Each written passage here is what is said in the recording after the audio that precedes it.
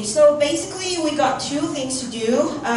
Since we're starting the issue discussion, we're talking about if it's ethical. We're talking about, or we are researching, we are exploring if it's ethical to remove animals or plants from its original habitat to the zoos or garden for conservation. Okay, that's our issue. So for this research, today we're going to do two things. The first one will be reading discussion that we hadn't done last week. But today we will only focus on the Danish zoo, the article, the Danish zoo. And the second one will be prepare for your perspective presentation. So you will have, I think, probably like 90 minutes on this. So you will have to, as a group, you have to share your article, the article you found first, and then among those articles, among the arguments, you have to you have to decide 4 to 5 that you are going to present for next week. And you also have to think about how people who do not support your perspective will fight against you. How may they criticize you? And if they do, how you are going to respond. So for your preparation for the perspective presentation, you have to think about these.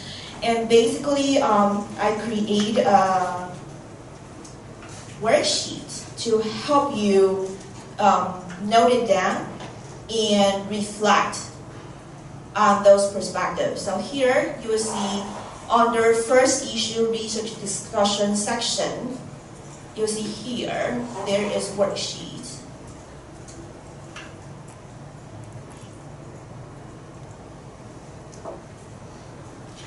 And basically, this worksheet is help you to organize the ideas or to reflect the ideas that you are discussing in your group. So the first step will be the sharing parts.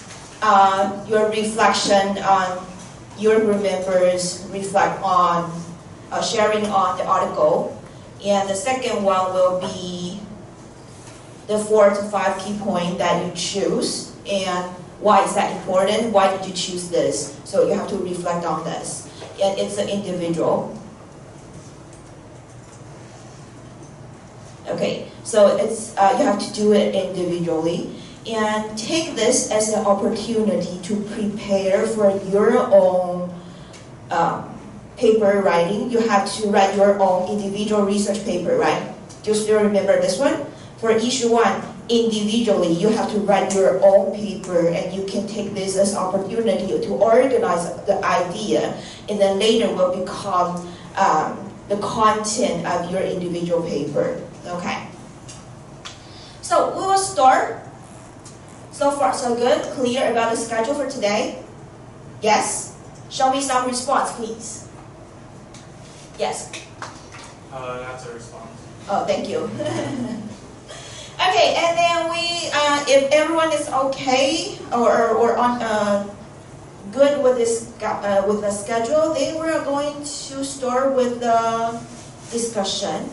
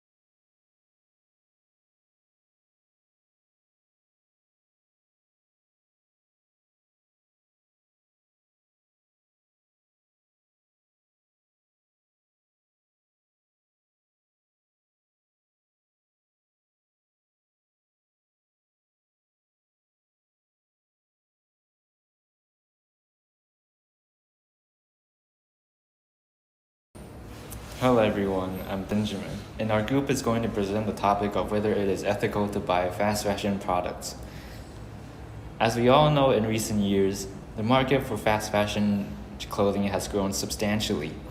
As you can see in this graph, fast fashion is a 136 billion industry as of 2024. It has grown by 10% from the previous years and is further estimated to reach 291 billion by 2032. With all this, problems are rising due to the explosive growth of this industry. Problems like environmental pollution and increased waste. Furthermore, many fast fashion workers work in terrible conditions.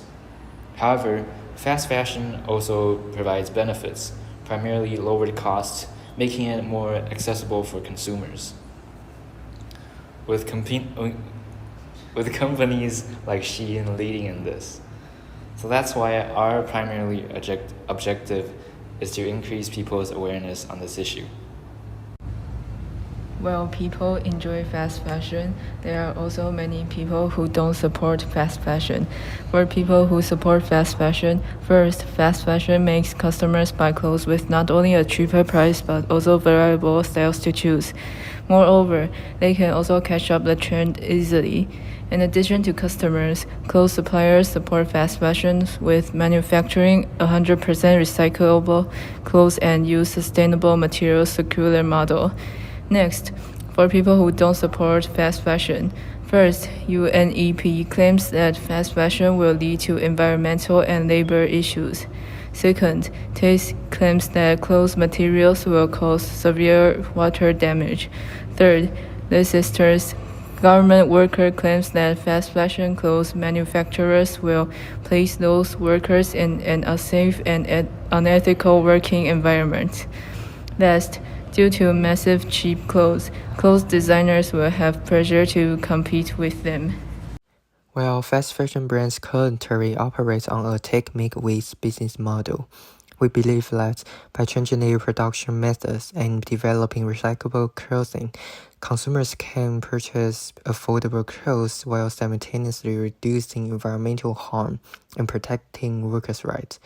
Therefore, our stance is that fast fashion is acceptable if it adapts a circular business model. To implement this change, customers play a vital role, as they have a power to choose which brands to support. In particular, our stance on fast fashion will focus more on environmental issues, as this problem is widespread and has far-reaching consequences. By addressing issues such as pollution and waste, we aim to encourage fast fashion brands and adapt sustainable practices that prioritize the health of the planet. Fast fashion brings serious problems like environmental damage and labor exploitation. To solve this, there are current action plans happening worldwide. First, international organizations like the UNEP are calling for the business to shift from the take-make-waste model to a circular economy, reusing materials to reduce waste. Second, companies like H&M are taking actions by using recycling materials and innovative programs like circulars and Loop to promote recycling. Third, governments are enforcing stronger laws to protect the workers. For example, in Leicester, there are calls for fair wages and safer conditions. Fourth, NGOs and social movements encourage consumers to make better choices like supporting slow fashion, renting clothes, or reusing garments. These actions show that solving the fast fashion crisis requires cooperation from everyone, business, governments, and consumers. Together, we can create a better future for fashion. The goal of our action plan is to raise public awareness about fast fashion and encourage action to tackle the issue. First, we'll apply for NTUST's permission. Then we will partner with manufacturers like FYNE that produce 100% recyclable clothes to set up clothing recycling stations, and also cooperate with the Students Association to produce 100% recyclable NTUST clothes. Participants can exchange old clothes from cooperative brands and NTUST clothes for discounts coupons for clothing and restaurants. We'll also set up exhibitions to showcase the impact of fast fashion so as to raise awareness and encourage action. Recycled clothes will be sent back to factories for processing into new products. Stakeholders include customers. They will become more conscious of fast fashion issue, and cooperative clothing companies. They may gain greater visibility and support. In addition, this awareness could pressure fast fashion brands to adopt sustainable practices. We will need funding for recycling bins, transportation, and exhibition spaces. To evaluate the success of the action plan, we think that participation willingness is the key to success. So we provide incentive and also showcase the significance of the issue to raise awareness. Overall, we believe the action plan is an effective step toward addressing fast fashion issue and promoting sustainability. The fast fashion industry is criticized for its environmental and labor rights issues. To address this, we propose transforming its business model by promoting recyclable clothing and a circular economy. On the NTUST campus, we plan to set up clothing recycling stations, collaborate on sustainable uniforms, and organize exhibitions to raise awareness. This initiative involves stakeholders like customers, businesses, and fast fashion companies, encouraging responsible purchasing and sustainable production. Public participation is key, with incentives like discount coupons. Through these actions, we aim to create sustainable fashion and drive positive environmental changes. This is our presentation. Thank you.